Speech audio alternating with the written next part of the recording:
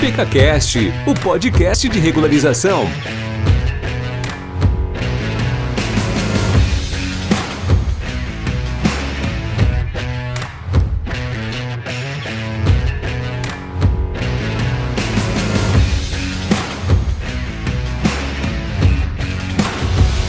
PecaCast, o podcast de regularização.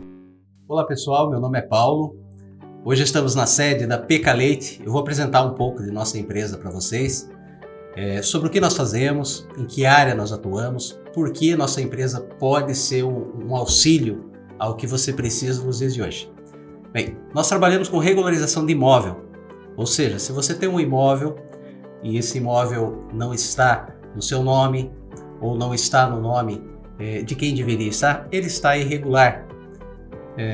Esse tipo de problema acontece, acredite ou não, com a maioria das pessoas que têm imóvel hoje.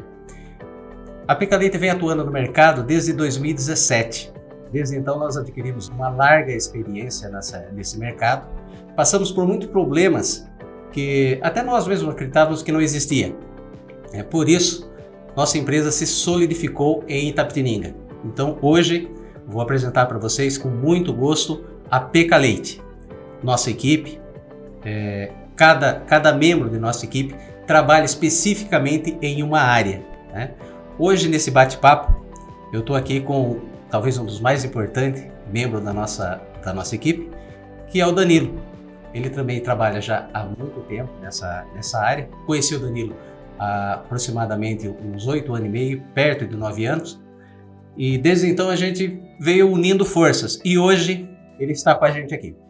Primeiramente, agradecer a oportunidade aqui, né? Eu sou o Danilo, tenho 28 anos, sou agrimensor aqui da Peca Leite, né? E queria falar um pouco para vocês, né? A importância do levantamento topográfico, né? Que nada mais é uma das peças técnicas do processo de regularização de área, né?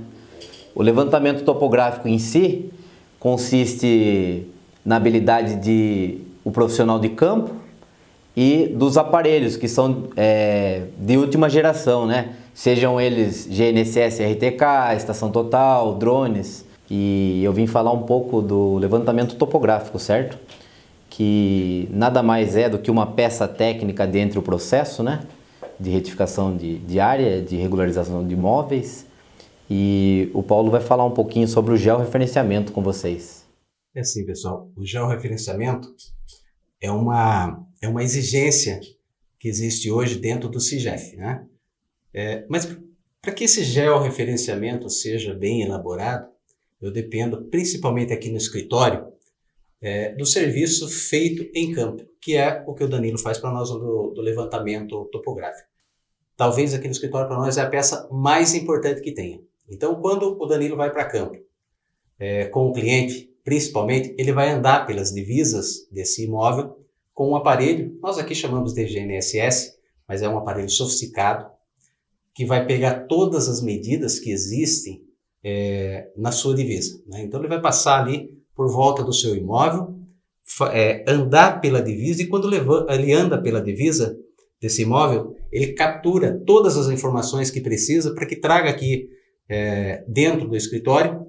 E com isso, sim, a gente passa depois a fazer um cálculo, onde ele vai dar todo o perímetro desse cálculo para nós, e nós vamos enviar esse cálculo para um órgão governamental, que é o SIGEF.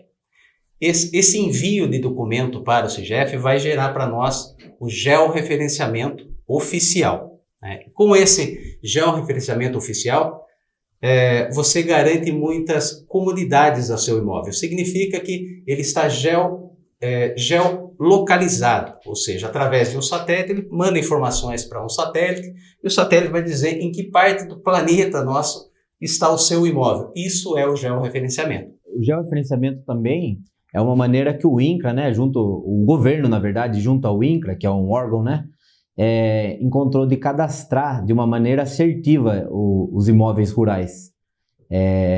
Sejam eles vindo de matrículas muito antigas, nada mais é que ter o controle da pessoa física que se encontra naquele local. Mas isso é uma coisa bem simples, né? Todo mundo fala hoje sobre georreferenciamento, Mas lembra, Danilo, que já chegou para nós aqui algumas matrículas, onde na descrição da matrícula, falava o seguinte: sai de um valo, vai até uma árvore e tal, e dessa árvore e tal vai até um outro, sobe uma cabeceira de rio, por exemplo, que aconteceu muito com a gente já, né? Só que acontece? Teve uma enxurrada, esse rio não passa mais pelo mesmo lugar, ou alguém foi lá e cortou aquela árvore, ou até mesmo esse valo já não existe mais, porque alguém foi lá e cobriu esse valo. Ou seja, você vai no local dessas matrículas mais antigas, não sabe onde começa a medida e onde termina a medida desse imóvel. Então, o procedimento principal nosso hoje é ir novamente nesse imóvel, localizar ele e fazer a retificação, que nós chamamos, não passa disso. Ou seja, a gente vai, pega todo o perímetro novamente do imóvel, descreve ele aqui no computador, nós temos software para isso, descreve todo ele, essa descrição passa a fazer parte de uma matrícula. Né? Ou seja, hoje uma matrícula nova e atualizada, se você for no cartório e pegar essa matrícula, vai no imóvel, com qualquer aparelhinho GPS, pode até ser aqueles aparelhinhos de celular mesmo, você consegue identificar aonde está esse imóvel, onde ele começa e onde ele termina. Isso seria um imóvel hoje retificado, georreferenciado, com todas as coordenadas, toda a sua metragem, bem descritas na matrícula, né? Esse é o principal procedimento hoje numa retificação. E complementando o que o Paulo falou, né, o levantamento topográfico na retificação de área, ele passa a descrever as medidas e confrontações precisas do imóvel, né? Para que ele não tenha nenhum problema com o vizinho, com a descrição junto aos órgãos públicos, quando ele precisar de um financiamento rural, fazer um CAR, né? Então é sempre importante deixar o imóvel sempre atualizado, né? Você fez um comentário agora sobre financiamento de imóveis. Um financiamento de imóveis não sai, você não consegue esse financiamento se o imóvel não estiver totalmente regularizado, tá ok? Ou seja, se você tiver apenas um documento hoje escrito, um contratinho de gaveta, que nós chamamos, né? Embora ele não seja legalizado oficialmente, mas é o que muitas pessoas fazem. Então, se você tem um contrato de gaveta hoje, e esse imóvel só está no contrato de gaveta, ele não é seu. É uma das coisas que você tem que tomar cuidado. É muito importante o seu imóvel estar regularizado. A retificação do imóvel, ela vai ocorrer sempre que o seu nome, se você é o dono do imóvel, o seu nome não estiver na matrícula, significa que o seu imóvel está irregular. Então você precisa regularizar, tá ok? Isso é muito importante. Uma frase que a gente utiliza muito aqui, né, Danilo? É que se o seu nome não está na matrícula, você não é o dono do imóvel. Mesmo que você tenha aí um contratinho dizendo que seja, tá ok? É muito importante você saber disso daqui. Quem não registra não é dono, né? E quando você só tem a posse do imóvel, significa que você tem que regularizar ele, certo? De alguma maneira, seja através de REURB, de uso capião. Então, é necessário você, muitas vezes, fazer um processo, né, de uso capião, já que você tem a posse do imóvel, para você estar, de fato, registrando, né, aquela propriedade rural ou urbana como sua. Só recapitulando um pouco sobre o que a gente já falou, numa sequência mais lógica, sobre o nosso trabalho. Primeiro, vai-se em campo, faz um levantamento topográfico, que a gente já falou o que é. Depois disso, se necessário, faz um georreferenciamento, se for um imóvel rural. Né? E, após isso daqui, nós vamos criar peças aqui dentro para fazer a retificação do imóvel, ou seja, tudo que foi levantado, nós vamos colocar em uma matrícula. Após isso, vai sair essa matrícula no nome de uma pessoa. Né? Agora eu vou jogar uma situação aqui, Danilo, que é o seguinte. Vamos supor que aquele imóvel não pertenceu a mim, mas pertenceu a meu pai, a minha mãe, e ao nome deles que estão na matrícula. Mas meu pai faleceu. Aí eu faço uma perguntinha. Esse imóvel está regularizado no momento ou não? De fato, não. Pois se trata de uma sucessão de pai para filho que não foi registrada em cartório, né? Não foi transcrita para a realidade, né? No caso, você teria que, através de inventário, né, estar fazendo a regularização de imóveis. E o que vem depois desse inventário? Vem um desmembramento. O que acontece? Nós temos um imóvel, Vamos imaginar, é lógico que ninguém quer perder um pai, ninguém quer perder um ente querido, mas vamos supor que um pai faleceu. Então nós temos toda uma divisão que é feita. Essa divisão também tem que ser feita na matrícula.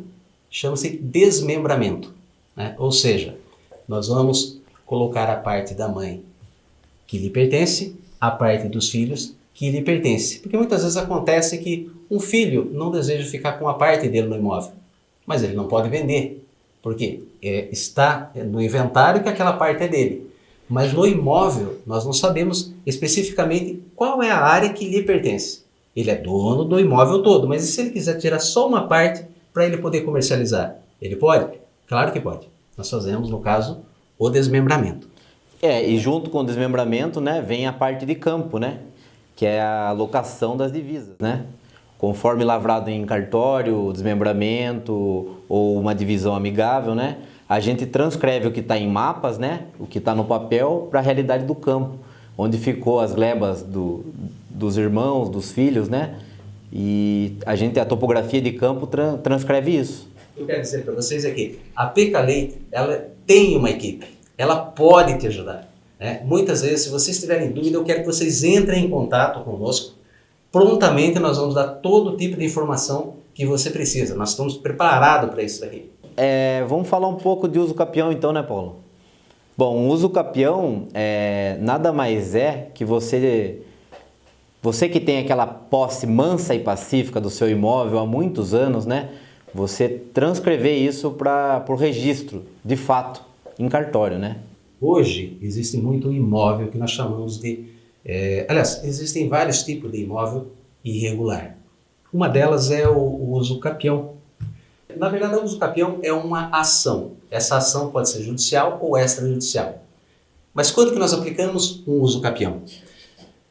Se você comprou um imóvel e ele não tem uma matrícula, ele não tem um dono especificamente, ou seja, nunca foi medido e nunca foi registrado esse imóvel, ele é um imóvel hoje que pode ser registrado no cartório com um processo. Esse processo chama-se uso capião. Cabe a você fazer um uso capião? Não sabemos. Nós precisamos ver que documento você tem. Se você tem uma posse de imóvel, ou seja, um contrato de compra e venda, ele te dá direito a fazer um uso capião? Nem sempre. Na maioria dos casos, sim. Por exemplo, nós temos casos de pessoas que compram um imóvel sabendo que ele é clandestino. E temos pessoas que moram há muito tempo nesse imóvel. São pessoas que vieram herdando. O pai dele comprou, não registrou. Depois, aliás, o avô dele comprou e não registrou. Passou para o pai dele também não registrou. Passou agora para ele e ele está querendo regularizar. Pode? Pode. É uma situação diferente, ou seja, uma coisa que nunca foi registrada. É diferente de uma pessoa, por exemplo, que vai num imóvel onde ele é clandestino, ou seja, existem leis para se criar hoje, por exemplo, um loteamento, que num outro momento eu vou falar com vocês sobre isso. Mas vamos imaginar que ele foi num loteamento, esse loteamento não é legalizado, ele comprou o imóvel lá, ele vai conseguir fazer uso capião disso? Muitas vezes não. Existe um outro procedimento que também precisam de regras. Então, sempre que você for regularizar imóvel, existem regras. Assim como o uso capião, que é uma das coisas que nós fazemos aqui. Ele também tem regras. O importante é que você regularize. É a coisa mais importante que tem, seu imóvel regularizado no seu nome. É algo muito importante para você ter, né? E a pessoa que não tem matrícula, que não fez um uso capião, às vezes a pessoa quer fazer investimento na sua propriedade rural, através de financiamentos, né? E não fazendo essa ação de uso capião para ter o registro de fato, ela fica com restrições ali de crescer, né, pessoalmente, coisas do tipo, né? Já que nós estamos falando de regularização de imóveis, deixa eu só falar algumas siglas para vocês pegarem mais ou menos como funciona, tá? Nós temos siglas rurais que são ADA, CAR, muitas pessoas vão ouvir falar em NIRF, vão ouvir falar em CIB, ITR, CCIR. São algumas siglas de documentos que nós conseguimos em alguns órgãos do governo. Ou seja, se você pegar um ITR, logicamente é o imposto que você paga sobre o seu imóvel rural. Assim como na cidade tem o IPTU, que é o imposto que você paga sobre o seu imóvel urbano, né? Num outro momento, não é o caso agora, especificamente nós vamos falar com o pessoal que faz a parte da contabilidade para a gente e faz toda a parte de imposto de renda. Nós vamos trazer ele também para conversar com vocês sobre esse assunto. Também temos uma peça muito importante que é o CAR, que é o Cadastro Ambiental Rural. E em campo a gente tem que transcrever nascentes, áreas de preservações permanentes, lagos, rios e toda a parte de ambiental, né, que precisa ser respeitada no terreno, né? Caso você vá a um banco hoje para conseguir financiamento, né, não só a documentação tem que estar ok, mas o primeiro documento que o banco pede para você é o CAR. Né? Porque o CAR trata-se da parte ambiental, e a parte ambiental hoje é muito importante no seu imóvel. Inclusive, nós temos uma área específica onde nós trabalhamos só com a parte de regularização ambiental. São agricultores, né, Danilo, que vêm para a gente. Dá um exemplo aqui de um cliente nosso que veio para fazer a instalação de um pivô. Pivô, ele também precisa de um levantamento, precisa de um serviço que o Danilo faz em campo. O que acontece? Na hora de ele fazer a instalação desse pivô, o pivô, para vocês terem uma ideia do que é, gente, para quem não sabe, é aquele aparelho que gira jogando água nas plantas. Então ele faz uma circunferência. E às vezes no meio dessa circunferência tem uma árvore. Você não pode simplesmente chegar e cortar essa árvore. Você precisa ter uma licença específica para poder cortar, para você não receber uma multa, né? Esse tipo de serviço fazemos tudo aqui no escritório também. Então, como vocês podem ver, o serviço nosso é amplo, né? Nós começamos desde o início, lá atrás da regularização, e vamos até o fim para poder entregar para você o documento no seu nome dizendo que esse imóvel é seu. E para você que derrubou essa árvore, né? Você tomou uma multa ou algo do tipo, a gente também faz projetos de replantio, de regularizar a situação junto ao governo, né? E para você que ficou com a gente até agora, eu agradeço.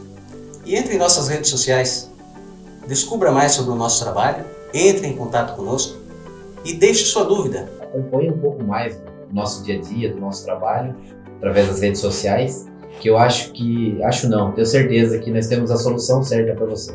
Espero que vocês tenham gostado do nosso primeiro bate-papo. PecaCast, o podcast de regularização.